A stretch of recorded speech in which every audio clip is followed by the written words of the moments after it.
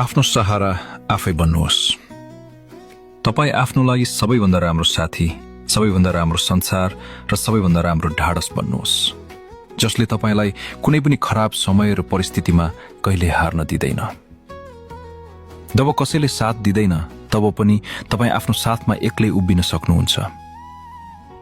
जब कसैले तपाईँलाई बुझ्न सक्दैन तब पनि तपाईँ आफ्नो पीडालाई आफै बुझ्नुहुन्छ। याद राख्नुहोस्, शक्ति कतै बाहिर हुँदैन, शक्ति भित्र हुन्छ। आफूमाथिको विश्वासमा, आफूसँग कुरा गर्दा र आफूलाई सम्हाल्दा। जसले आफ्नो ख्याल राख्न सिक्छ ऊ परिस्थितिको कठोरताले टुट्दैन, ऊ समयको बहावमा हराउँदैन।